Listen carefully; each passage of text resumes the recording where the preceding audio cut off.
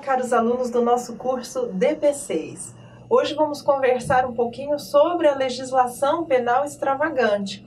Vamos falar sobre a Lei 11.343 de 2006, a Lei de Entorpecentes, e vamos falar também sobre a Lei Maria da Penha, a Lei 11.340, ambas importantíssimas para os concursos de Defensoria Pública, tem forte incidência tanto na primeira quanto na segunda fase, enfim, informações muito relevantes para você na nossa aula de hoje, ok? Então vamos lá, iniciando pelo artigo 28 da Lei 11.343, o artigo que vai tratar daquele indivíduo que vai adquirir, guardar, ter em depósito, transportar, trazer consigo drogas para consumo pessoal sem autorização ou em desacordo com determinação legal ou regulamentar. Esta figura famosa do artigo 28 ficou conhecida por tratar-se de uma norma penal que não prevê pena privativa de liberdade. Nós vamos ter, para o tipo penal do artigo 28, para aquele indivíduo que porta drogas para consumo pessoal, medidas chamadas de despenalizantes. Quais são estas medidas ditas despenalizantes? Advertência sobre os efeitos das drogas, prestação de serviços à comunidade, medida educativa de comparecimento a programa ou curso educativo.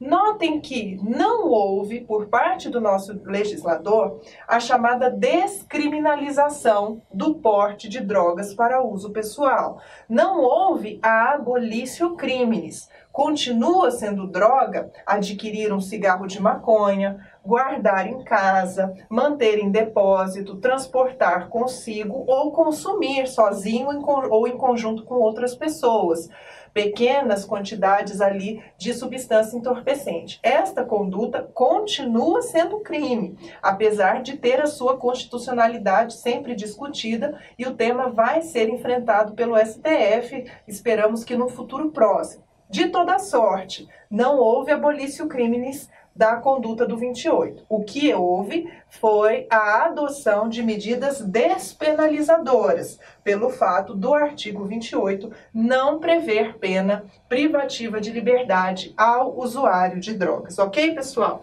Então tenham em mente essa diferença de descriminalização, que é sinônimo de abolitio criminis, de extinção, de supressão da figura criminosa, e de despenalização, quando nós temos a adoção de medidas outras que não a pena privativa de liberdade.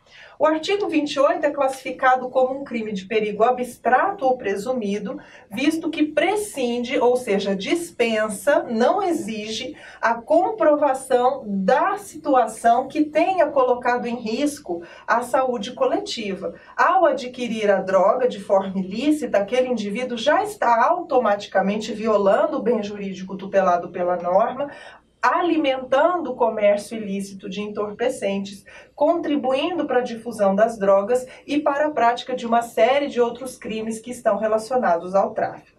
Não se aplica à conduta do artigo 28 o princípio da insignificância ou da bagatela. Nós sabemos que a insignificância é responsável por extrair, retirar a tipicidade material da conduta.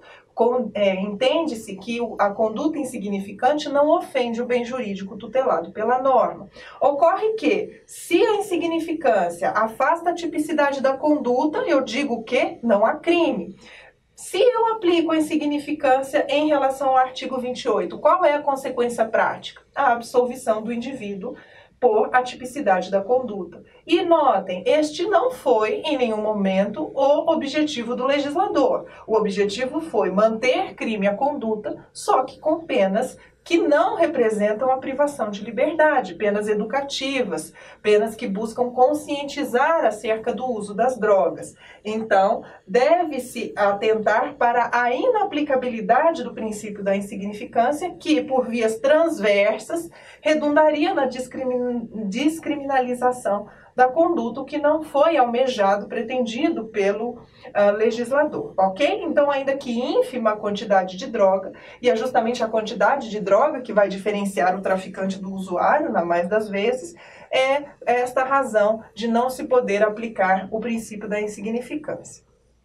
Prova da materialidade do crime se dá com o exame toxicológico. O exame toxicológico é aquele que vai aferir a natureza da substância entorpecente, se aquela substância está no rol das substâncias que são proscritas, proibidas pelo nosso ordenamento, e estas substâncias estão lá num rol elaborado e atualizado pela Anvisa periodicamente.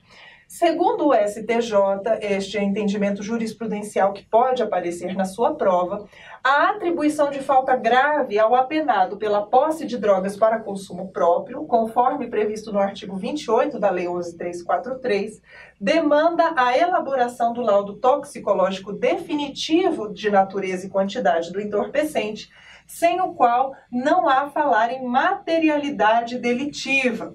Vejam aqui qual é a situação. Nós temos um indivíduo preso, apenado, cumprindo pena, e este indivíduo é flagrado no interior do estabelecimento prisional com uma pequena quantidade de drogas destinada a consumo próprio. Situação, infelizmente, corriqueira no nosso país.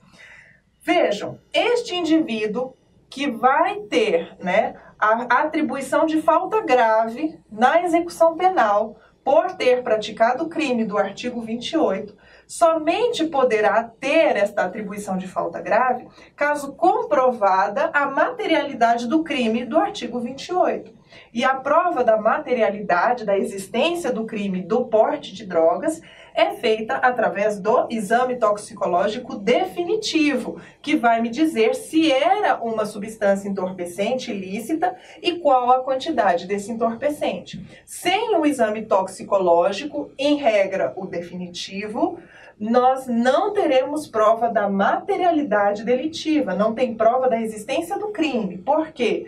Porque eu preciso saber se aquela substância é droga, se aquela substância está lá no rol do regulamento da Anvisa. Se não estiver lá, pode ser tabaco, que é substância lícita, pode ser outro tipo de substância que não esteja no rol, de maneira que não teria praticado o crime e, consequentemente, não poderia receber, ser atribuída a falta grave a este apenado. Então, o exame toxicológico definitivo, tanto no crime de uso, depois nós vamos ver, quanto para o crime de tráfico, representa a prova da materialidade, da própria existência fática do crime.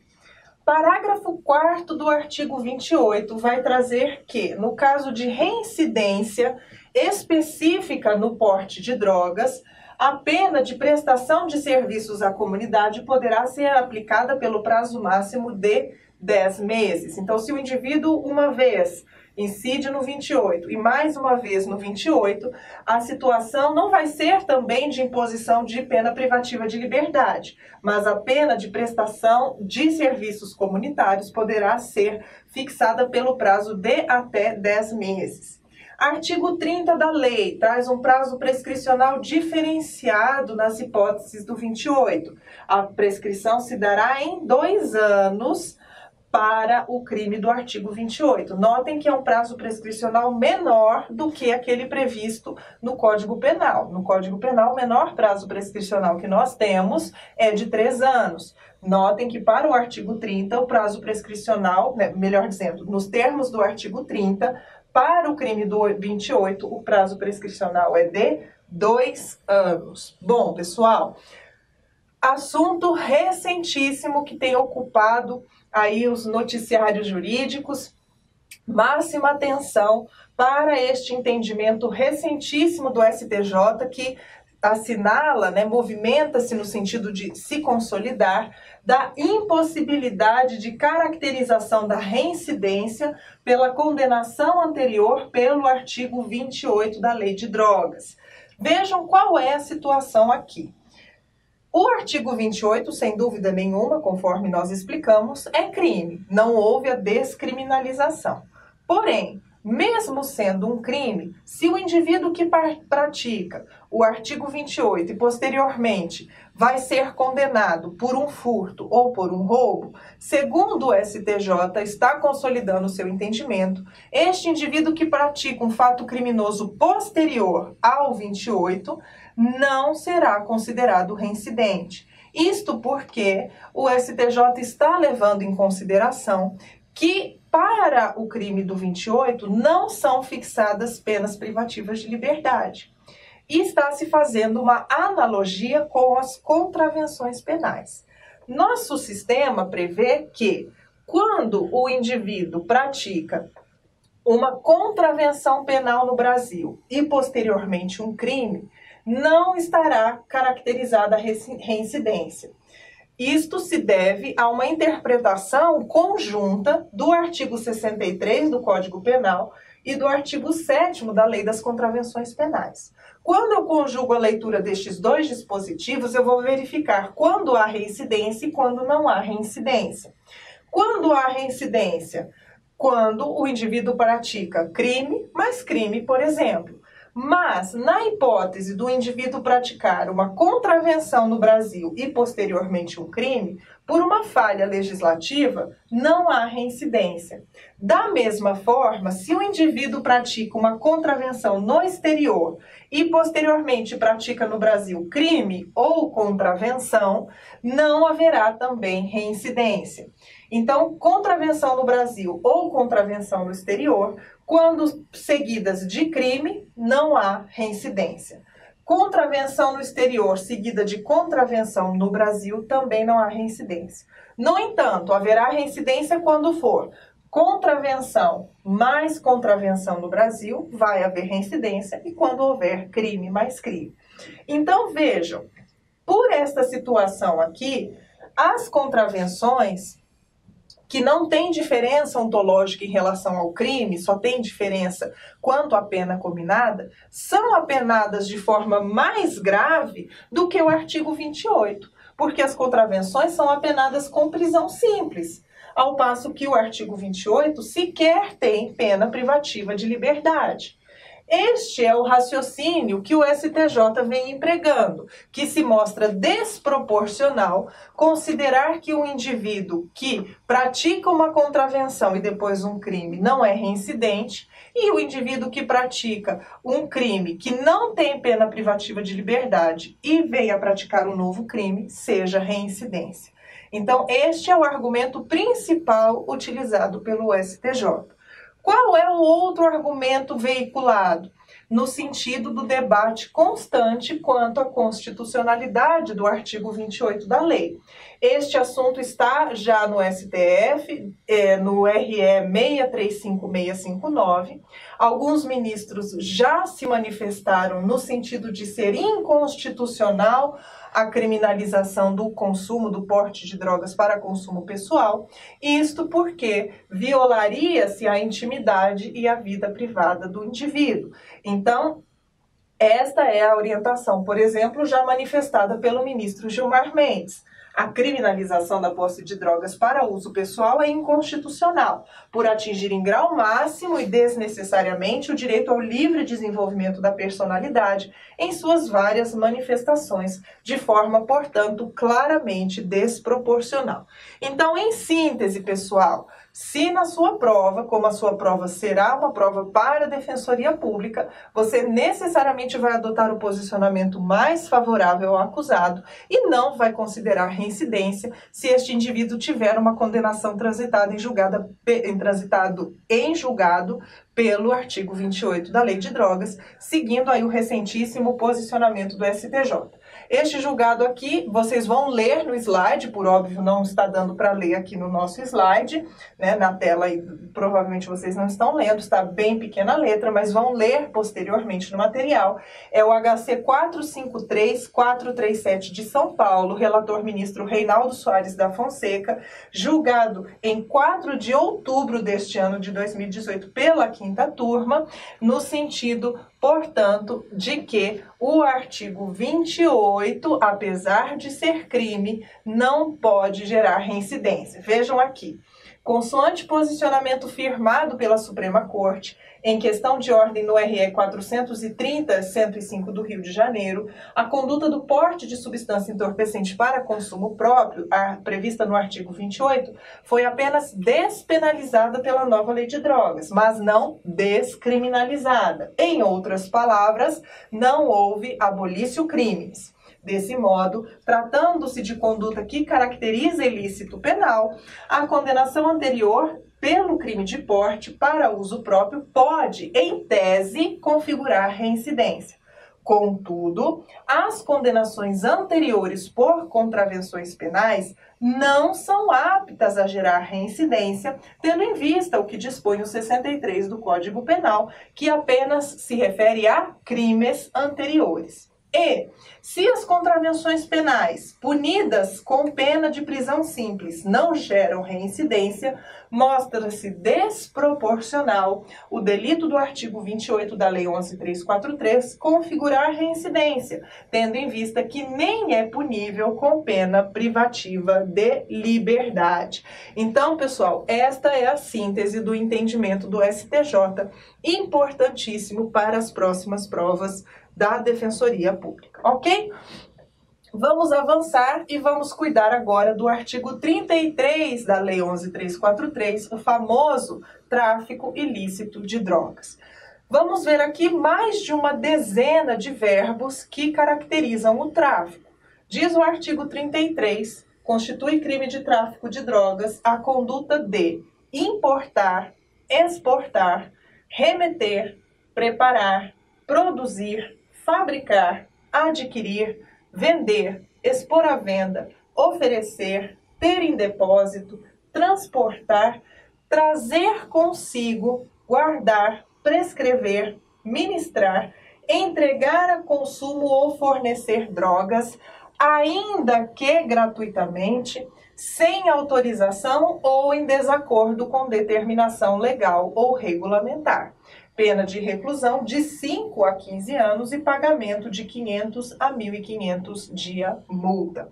Então vejam que nós temos aqui um tipo misto alternativo de conteúdo múltiplo ou variado, de maneira que o indivíduo que pratica 2 ou mais verbos destes no mesmo contexto fático pratica crime único. Então, se o indivíduo, por exemplo, prepara determinada droga e oferece, no mesmo contexto fático, ainda que gratuitamente, pratica um crime único de tráfico de drogas. Lembrem-se, não necessariamente vai haver o intuito lucrativo de obter vantagem de natureza econômica. O crime pode ser praticado ainda que este fornecimento, prescrição, entrega, ofereça, exponha à venda ou prepare, produza, enfim, qualquer um destes verbos, ainda que se dê de forma gratuita, vai estar caracterizado o tráfico de drogas.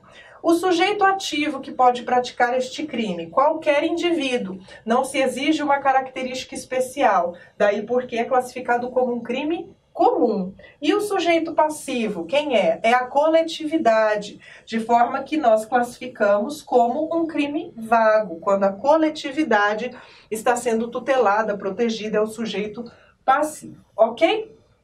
Artigo 40 da Lei 11.343 é recordista de prova de concurso. O artigo 40 tem causas de aumento de pena para situações específicas em que este tráfico é praticado. Esta pena será aumentada de 1/6 a 2/3 na terceira fase da dosimetria. Uma das situações, e aí eu recomendo fortemente que vocês leiam todo o rol do artigo 40, uma das situações é quando o agente pratica o crime prevalecendo-se de função pública ou no desempenho de função de educação, poder familiar, de guarda ou função de vigilância, quando se espera, portanto, uma conduta idônea, uma conduta conforme as leis, e este indivíduo, por exemplo, um professor que pratica tráfico de drogas, sem dúvida nenhuma, se valendo dessa condição de professor, dessa facilidade, desse acesso a jovens, a crianças, enfim, este indivíduo vai ter a sua pena aumentada de 1/6 a 2/3 na terceira fase da dosimetria, ok? O objeto material do crime são as drogas, estando dispostas estas drogas num rol da portaria 344 da Anvisa, de maneira que os tipos penais da Lei 11.343 são normas penais em branco em sentido estrito. Isto porque eu deverei recorrer à portaria 344 da Anvisa para verificar se esta substância está no rol do que é considerado causador de dependência física ou psíquica. Então, pessoal, segundo o artigo 1º da minha Lei 11.343, vão se considerar como drogas as substâncias ou os produtos capazes de causar dependência, assim especificados em lei ou relacionados em listas atualizadas periodicamente pelo Poder Executivo da União. Esta tarefa, então, de produzir o rol das substâncias que são consideradas ilícitas, está a cargo do Ministério da Saúde, por meio da Anvisa, da Agência Nacional, que trata da saúde, e esta, portanto, é uma situação de norma penal em branco, em que o termo drogas precisa ser complementado pelo que está disposto lá na portaria da Anvisa. Se a substância apurada lá no exame toxicológico não está no rol da portaria, nós não teremos a prova da materialidade do crime. Bom, pessoal, assunto importantíssimo relativo ao crime de tráfico de drogas diz respeito à prova da materialidade do crime, a prova da existência deste crime. Como se dará? Por meio de laudos periciais. Laudos que vão constatar a natureza e a quantidade desta substância entorpecente. Estes laudos periciais, em regra, são 2, os elaborados num processo crime que apura o tráfico de drogas. Inicialmente, nós temos o chamado laudo toxicológico preliminar ou provisório, que é feito logo após a prisão ou apreensão da droga. Este laudo toxicológico preliminar pode ser feito por perito oficial ou por pessoa idônea. São feitas observações sensoriais e comparação com outros padrões de droga já apreendidos, já conhecidos. Em regra, também se utilizam testes químicos pré-fabricados, daquele tipo que rapidamente detectam o princípio ativo na substância. Estes testes químicos pré-fabricados, portanto, são úteis para esta rápida verificação da natureza de droga, para que se possa fazer a prisão em flagrante, para que se possa denunciar aquele indivíduo e dar início à ação penal. Porém, uma sentença condenatória não se contenta, em regra, com um laudo toxicológico preliminar ou provisório. É preciso que se elabore um laudo toxicológico chamado de definitivo, que atenda aos requisitos do artigo 159 do Código de Processo Penal. Este laudo toxicológico definitivo é feito por perito oficial ou 2 pessoas idôneas com diploma de curso superior com habilitação técnica relacionada a esta área específica. Então, vejam que há o maior rigor para a elaboração do laudo toxicológico definitivo. Então, pessoal, para a lavratura do flagrante e o oferecimento da denúncia, considera a nossa jurisprudência ser suficiente o laudo toxicológico provisório ou preliminar. Todavia, para uma sentença condenatória, em regra, é imprescindível, ou seja, é indispensável, é necessário, é fundamental o laudo toxicológico de caráter definitivo como prova da materialidade do crime. Vejam que a ausência do laudo toxicológico definitivo não é nulidade, e sim ausência de prova da materialidade do crime. Então, não há que se falar de uma nulidade que pode convalescer, que pode ser suprida. Não. Aqui a hipótese é de ausência de prova da materialidade, da configuração do crime. Em situações excepcionais, porém, a nossa jurisprudência vai admitir uma sentença condenatória pautada num laudo toxicológico preliminar ou provisório. E quando isto se dará?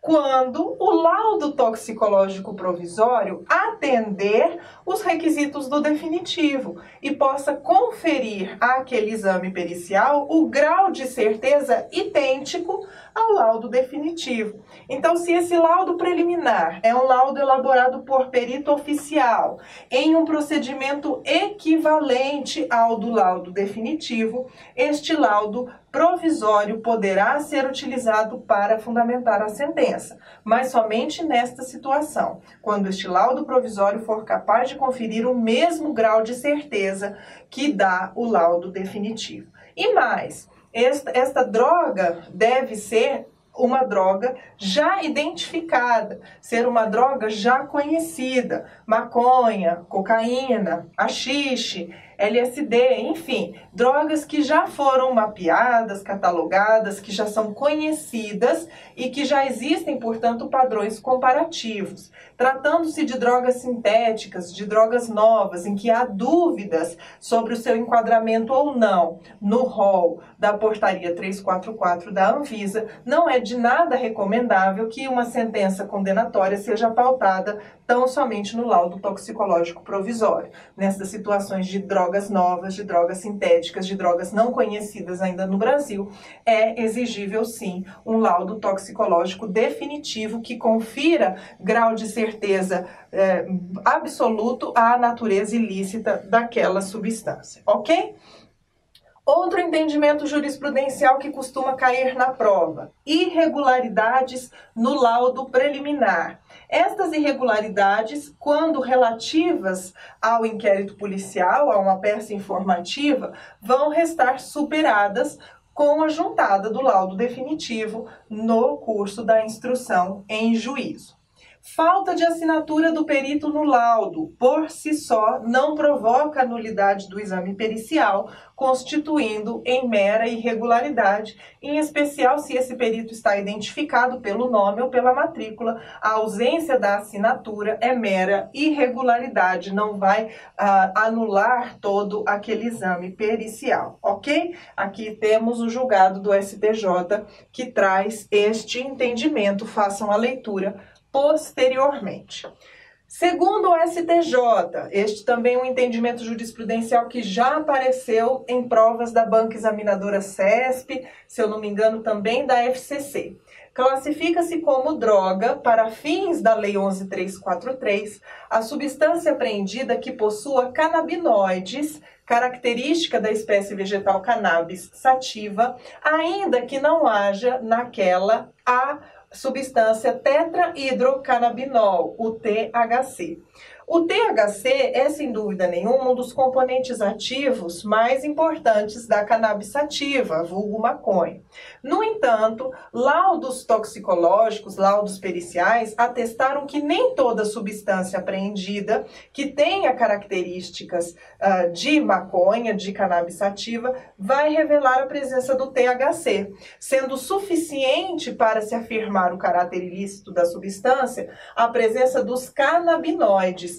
Então, a presença do THC é considerada dispensada no exame toxicológico, desde que seja aferida a presença dos canabinoides, ok? Então, na substância constatada, se há a presença de canabinoides, que é característica da espécie vegetal cannabis sativa, tem-se que a substância integra a lista E da portaria 344 da Anvisa e causa dependência, havendo, portanto, prova da materialidade do crime.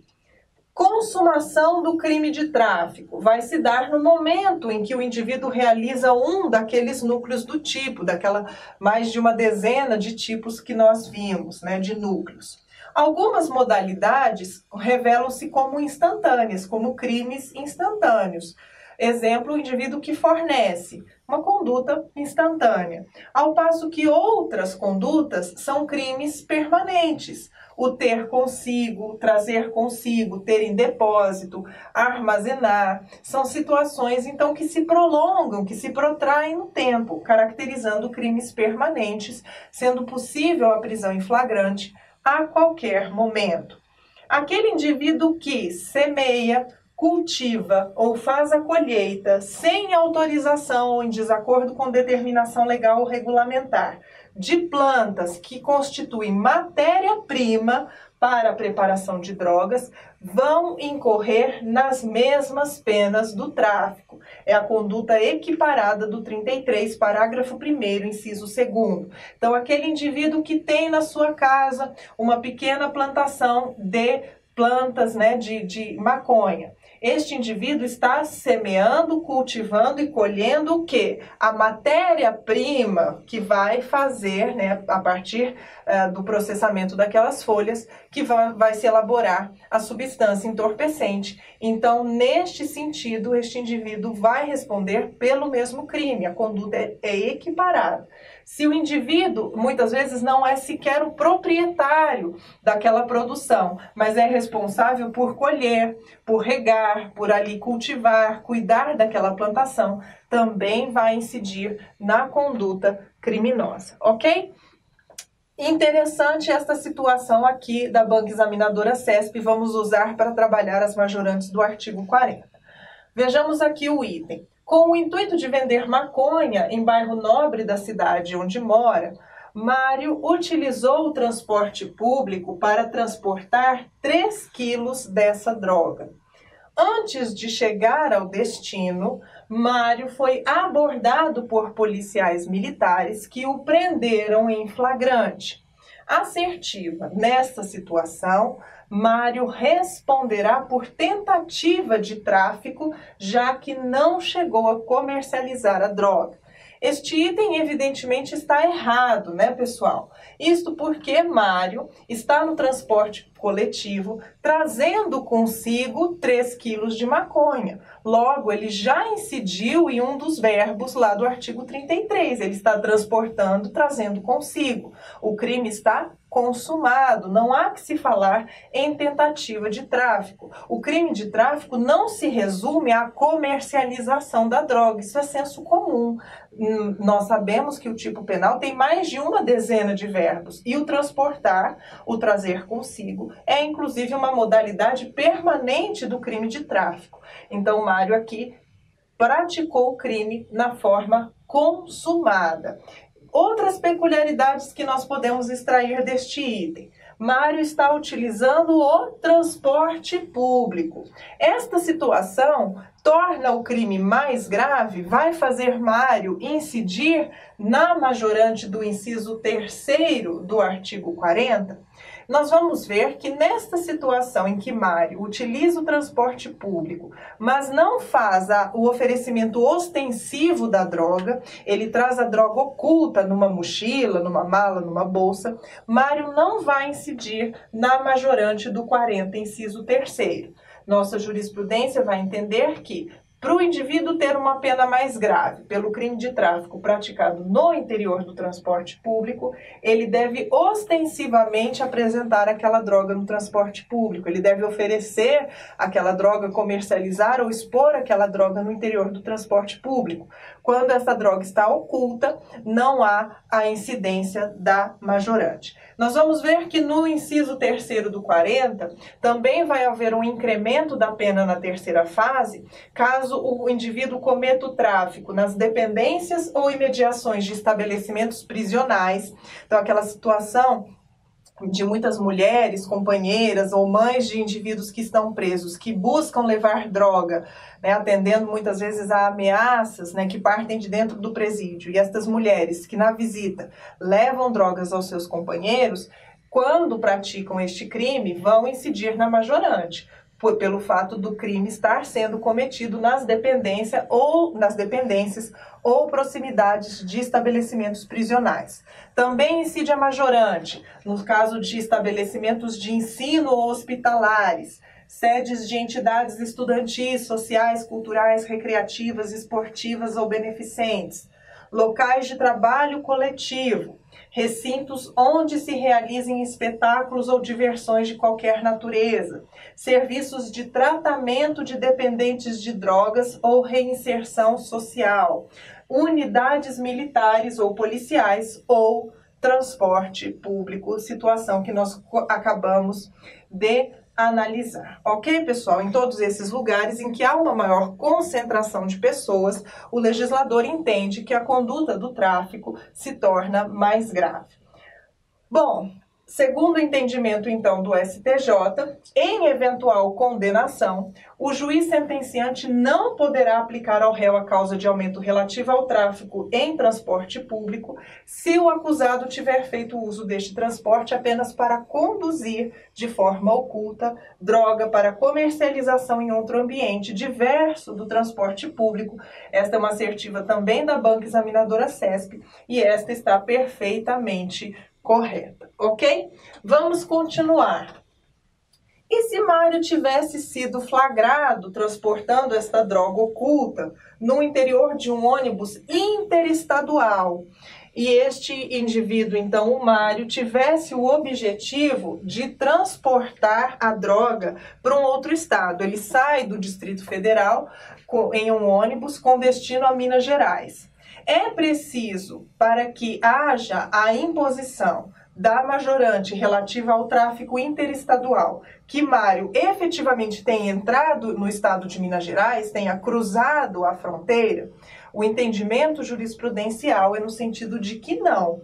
Estando demonstrada pela prova dos autos que o objetivo do agente era levar a droga a outro estado, ainda que não tenha havido a efetiva transposição de fronteiras, estando evidenciada esta finalidade, o agente já responderá pelo tráfico na sua forma majorada. Então é entendimento tanto do STF quanto do STJ de que, para que incida a causa de aumento de pena prevista no inciso 5º do artigo 40, não se exige a efetiva transposição da fronteira interestadual pelo agente, sendo suficiente a comprovação de que a substância tinha como destino localidade em outro estado da federação. Então, quando o indivíduo está lá com uma passagem que diz que o destino dele é Belo Horizonte, por exemplo, saindo aqui de Brasília para Belo Horizonte, está claro que o objetivo dele era chegar a Belo Horizonte, levar a droga a outro estado, poderá incidir a majorante. Neste mesmo raciocínio, nesta mesma linha, nós vamos ter a súmula recente do STJ, a súmula 607, que trata do tráfico transnacional, que é a majorante do 40, inciso 1º. Vai se configurar, ainda que o indivíduo não chegue ao país destino, ainda que o indivíduo seja abordado ali na alfândega, na imigração, no interior do aeroporto, não importa. Ainda que não consumada a transposição de fronteiras, comprovada a destinação internacional das drogas, vai incidir a majorante do 40, inciso 1º. Este é o enunciado da súmula 607 do STJ, lembrando que o tráfico transnacional, o tráfico internacional é de competência da Justiça Federal, ok? Pessoal, as penas previstas, então, nos artigos 33 a 37 da Lei 11.343 são aumentadas de 1/6 a 2/3 neste rol do artigo 40, que, conforme eu já ressaltei com vocês, é recordista em provas de concurso. Sugiro a leitura de todas as hipóteses do artigo 40. Outro entendimento jurisprudencial importantíssimo foi esse do STJ, no sentido de que já estaria consumado o crime de tráfico na modalidade adquirir, quando houve entre o agente, uma combinação prévia do pagamento, do preço, da forma do transporte, ainda que efetivamente não se tenha dado a tradição do entorpecente. Então, os indivíduos que negociam a droga, ajustam o preço, combinam a forma de entrega, o transporte, ainda que esta droga não chegue ao destinatário, estes indivíduos já consumaram o crime de tráfico na modalidade aí vender e adquirir. Ok? Então, notem que este entendimento do STJ é passível, sim, de críticas numa eventual segunda fase, com argumentos defensivos. Nós teremos aí que certamente não se consumou o crime, mas este é um argumento para a segunda fase.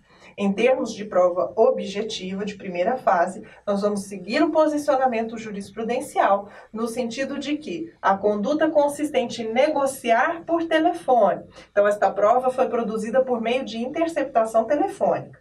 Se esta interceptação foi uma interceptação válida, regular, atendeu a todos os requisitos legais, autorizada judicialmente, no prazo legal, se esta interceptação, então, revela uma negociação de drogas, disponibilização de veículo e combinação de preços, ainda que não tenha havido a efetiva tradição, considera o STJ que já está consumado o crime na forma adquirir.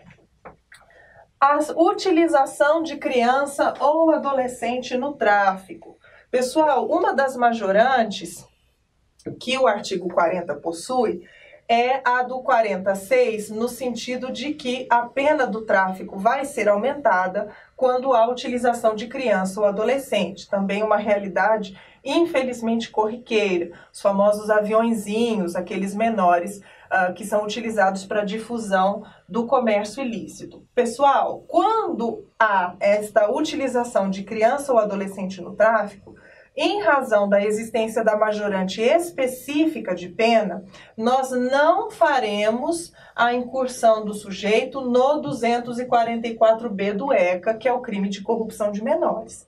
Nós sabemos que toda vez que um indivíduo maior de idade comete um crime na companhia de um menor, sendo este menor corrompido ou não, tendo este menor passagens ou não pela vara da infância, praticando o crime em concurso com o maior de idade, este maior de idade vai responder pela imputação principal, por exemplo, um roubo, em concurso com a corrupção de menores do 244B. A súmula 500 do STJ vai nos informar que o crime de corrupção de menores é formal, ou seja, não há necessidade de prova de que aquele adolescente foi efetivamente corrompido. Basta que um menor de idade tenha acompanhado o maior na prática delitiva, o maior já incide nas penas do 244B do ECA. Esta é a regra geral. Porém, quando se trata de tráfico de drogas, não há a imputação do crime autônomo do 244B do ECA. Isto porque, por força do princípio da especialidade, eu vou aplicar a majorante do artigo 40, inciso 6º da Lei 11.343. Fiquem atentos a isso. Se há uma imputação de 11.343 com majorante do 46 e 244B do ECA, temos bis in idem, deve-se postular o decote do 244B do ECA, ok? Pessoal, vamos continuar aqui o estudo da Lei 11.343, vamos tratar um pouquinho agora da pena de multa. O artigo 43 da lei vai dizer que, ao fixar a pena de multa, o magistrado não poderá fixar inferior, este valor do dia multa, a 1/30 e nem superior a 5 vezes o maior salário mínimo vigente. Porém, o magistrado poderá levar em consideração as condições econômicas dos acusados e aumentar em até 5 vezes o valor do maior salário mínimo vigente para cada dia multa, caso verifique que esta situação econômica do acusado necessita de uma repreensão, de uma pena pecuniária mais grave. E este valor de 5 vezes o maior salário mínimo pode ainda ser multiplicado por 10. Pode ser, então, decuplicado até 10 vezes o valor 5 vezes o valor do maior salário mínimo, pode ainda ser multiplicado por mais 10 vezes o décuplo. Esta é a previsão quando se tem aí grandes traficantes, grandes organizações criminosas, em que o poderio econômico se revela necessário combater, de maneira que o magistrado pode sim aplicar este valor do dia multa decuplicado em até 10 vezes. O crime de tráfico de drogas é um crime equiparado a hediondo. Nós sabemos que os crimes equiparados a hediondo são os 3 T's previstos lá na Constituição. E desta forma, o tráfico de drogas, sendo um deles, nós vamos ter que a progressão de regime de pena se dará com 2/5 no caso de acusados primários e 3/5 se for reincidente. Esta reincidência não precisa ser específica, não precisa ser uma reincidência nem em crime hediondo, nem em tráfico de drogas. Basta que o indivíduo seja reincidente para que a fração seja de 3/5 para a progressão de regime. Bom, pessoal, entendimento jurisprudencial do STF que aparece em provas. Grau de pureza da droga. Esta informação é irrelevante para fins de dosimetria da pena. O magistrado, ao fixar a pena, deve levar em consideração, está lá expresso na Lei 11.343, a natureza e a quantidade da droga apreendida. O grau de pureza não deve influenciar na dosimetria. Então, este é o entendimento do STF, informativo 818, importante para a sua prova. Vamos ter também uma situação importante. Aqui eu trago as questões de concurso aqui, no caso do Ministério Público da Bahia, mas que são questões importantes e que aparecem nas provas de Defensoria Pública também, que tratam do delito do 35, da associação ao tráfico. Peço que vocês, depois da nossa aula, resolvam este exercício. E vamos agora tratar de outra questão importantíssima, tese defensiva, tráfico privilegiado, artigo 33, parágrafo 4º. Nas situações de traficância menor, de traficância eventual, isto é, quando o indivíduo é primário, de bons antecedentes, não se dedica às atividades criminosas e não integra organização criminosa, este indivíduo poderá ser beneficiado com o que nós chamamos de tráfico privilegiado, ou seja, poderá ter a sua pena reduzida de 1/6 a 2/3. Esta expressão do artigo 33, parágrafo 4º, vedada a conversão em penas restritivas de direitos, já foi declarada inconstitucional pelo STF. É possível, sim, a conversão da pena privativa de liberdade em restritivas de direitos, no caso do tráfico privilegiado, ok? Então, esta causa especial de diminuição de pena, incidente na terceira fase de dosimetria, exige a presença cumulativa, concomitante, destes 4 requisitos, isto é, primariedade, bons antecedentes, não se dedicar às atividades criminosas, isto é, não ter outros envolvimentos, outras investigações, outras ações em curso por tráfico de drogas, nem integrar organização criminosa, definida lá pela Lei 12.850, ok? O tráfico privilegiado não é equiparado a hediondo. A súmula 512 do STJ foi cancelada, de maneira que o indivíduo condenado por tráfico privilegiado pode ser, inclusive, beneficiado por indulto natalino, não há vedação, já que o crime não é equiparado a hediondo. A progressão de pena se dará nos moldes da Lei de Execução Penal, com o resgate de 1/6 da pena, ok? A progressão de regime prisional. Para o STF, e este é o entendimento que restou consolidado, havia evidentemente constrangimento ilegal ao se enquadrar o tráfico privilegiado às normas da 8.072, especialmente pela desproporcionalidade entre a gravidade e as penas cominadas. Então, a progressão de regime, no caso do tráfico privilegiado, é com o resgate de 1/6 da pena, não é crime hediondo. Hipóteses em que resta afastada a aplicação do tráfico privilegiado. Quando o indivíduo tem uma condenação anterior por associação ao tráfico. Por óbvio, não atende os requisitos cumulativos da primariedade dos bons antecedentes. O fato de o acusado ter uma ocupação lícita, uma profissão lícita, regular, por si só é suficiente para que ele seja beneficiado com o tráfico privilegiado? Não. Nossa jurisprudência vai entender que o fato do réu ter atuação lícita por si só não vai lhe garantir o privilégio. Ele deve preencher os demais requisitos. Até mesmo porque o fato do indivíduo ter uma profissão lícita não significa que ele não possa se dedicar praticar também atividades ilícitas. Não há, em princípio, incompatibilidade entre essas duas situações, ok?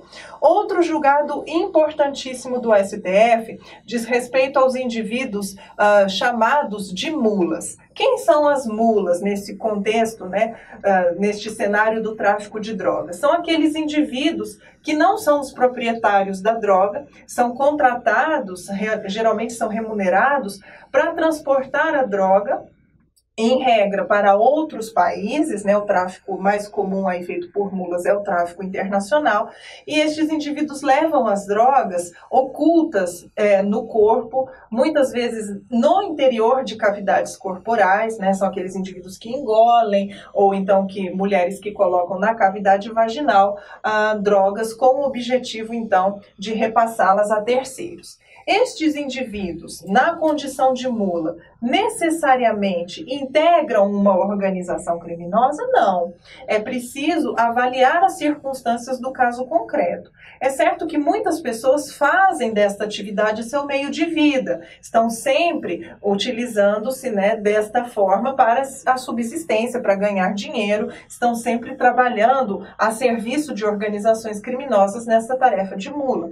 Porém, nada impede que, analisadas as circunstâncias do caso concreto, esta mula venha a ser beneficiada com o tráfico privilegiado. O indivíduo que pela primeira vez é flagrado nesta situação, que nunca teve nenhuma passagem anterior, primário, de bons antecedentes, não integrava anteriormente a organização criminosa, nunca fez parte, né, de atividades ilícitas e numa determinada situação, por um infortúnio, é flagrado como mula. Este indivíduo poderá, analisadas as circunstâncias pessoais e do caso, receber o privilégio. Então, o simples fato, né, a consideração a priori, foi pego na situação de mula, já afasta o privilégio? Não. O STF diz que nesse julgado não se pode presumir que a mula se dedica à prática delitiva ou que tem envolvimento com a organização criminosa. É necessário se provar estas circunstâncias. Não é possível, por si só, já afastar o privilégio, considerando esta situação de mula, ok? Outra situação importante. Segundo o STF, vai configurar bis in idem a utilização da circunstância referente à quantidade de droga para aumentar a pena base, acima do mínimo legal, e também na terceira fase, para escolher a fração relativa à diminuição de pena pelo tráfico privilegiado. Então, quando o magistrado, por duas vezes, emprega uma mesma circunstância em desfavor do acusado, nós temos a figura do bis in idem. E como defesa, nós temos que nos insurgir contra o bis in idem. Então, se a quantidade de drogas foi valorada negativamente na primeira fase da dosimetria e, posteriormente, quando da escolha da fração de diminuição de pena, o magistrado decide reduzir no mínimo, considerando também a quantidade de drogas, nós estamos vendo que por duas vezes o magistrado utiliza uma mesma circunstância, a quantidade de drogas, para prejudicar o réu. Nesta situação, temos bis in idem afastado pela jurisprudência do STF. Ou utiliza para reduzir menos a diminuição decorrente do privilégio, ou se utiliza para incrementar a pena base. As duas coisas não seria possível. Por outro lado, o STJ tem entendimento de que não há bis in idem quando se utiliza a reincidência como agravante genérica na segunda fase e, posteriormente, se utiliza também o argumento da reincidência para afastar a concessão do privilégio. Isto porque um dos requisitos do tráfico privilegiado é a primariedade, os bons antecedentes. Lógico que não haveria aí bis in idem, porque é uma questão de preenchimento de requisitos legais. Então, não há, nesta situação, bis in idem, ok?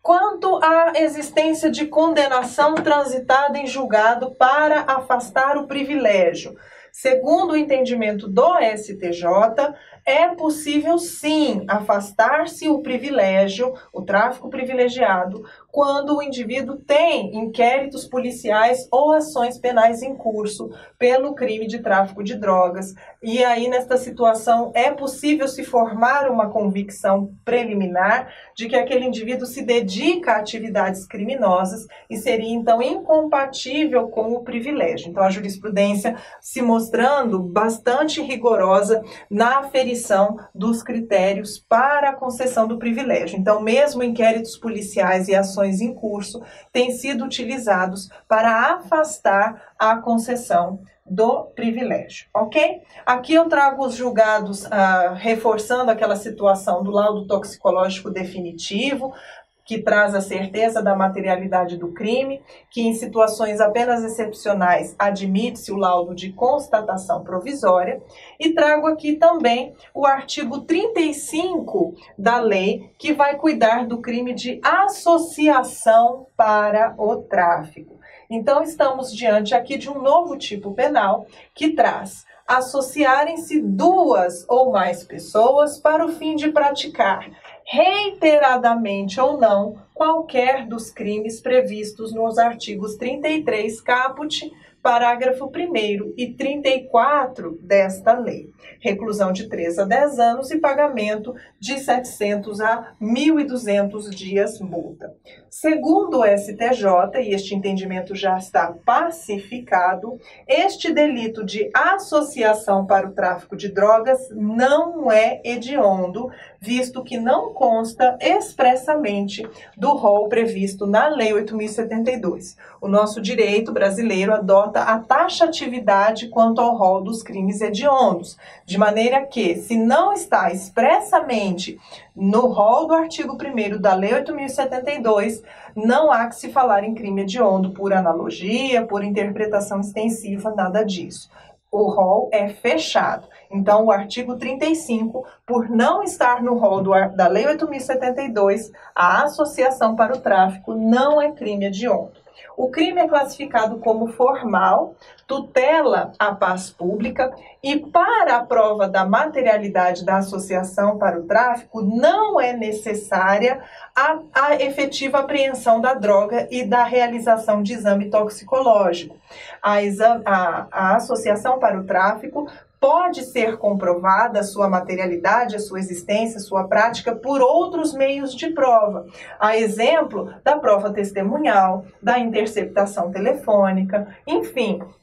A materialidade não é comprovada por meio de apreensão de droga no caso da associação, tipo do artigo 35. Ademais, é um delito autônomo, não há uma correlação de dependência ou de interdependência com o tráfico. Então, o indivíduo pode ser condenado pela associação para o tráfico e não haver uma condenação de outrem ou dele próprio pelo tráfico em si. Então, é um delito autônomo, sendo indispensável que haja a demonstração dos requisitos da associação para o tráfico. E quais são os requisitos do crime?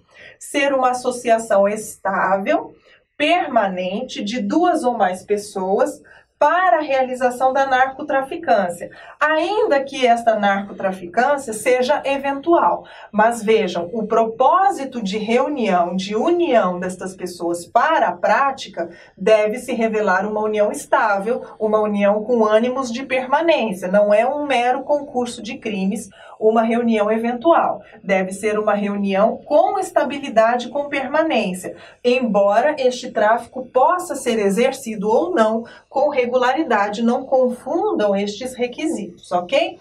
Então, aqui nós temos a transcrição dos entendimentos jurisprudenciais, dispensabilidade da apreensão da droga com o respectivo laudo, bastando aí a prova consistente no ânimo de associação de caráter duradouro e estável, que é o elemento subjetivo específico do tipo penal do artigo 35.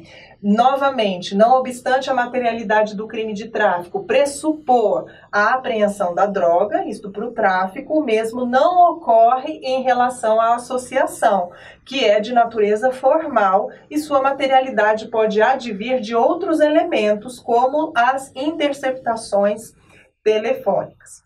Para a configuração do delito de associação para o tráfico, é necessário dolo de se associar, de se reunir com estabilidade e permanência, sendo que a reunião de duas ou mais pessoas sem esta intenção de estabilidade e permanência não se subsume ao tipo, tratando-se aí de um crime de tráfico, por exemplo, praticado em concurso de pessoas. Não há que se falar em associação para o tráfico se esta reunião não tiver esta intenção associativa estável permanente. O crime por exigir a prática por duas ou mais pessoas é um crime classificado como de concurso necessário. Então, obrigatoriamente, eu tenho duas ou mais pessoas. Ok, pessoal?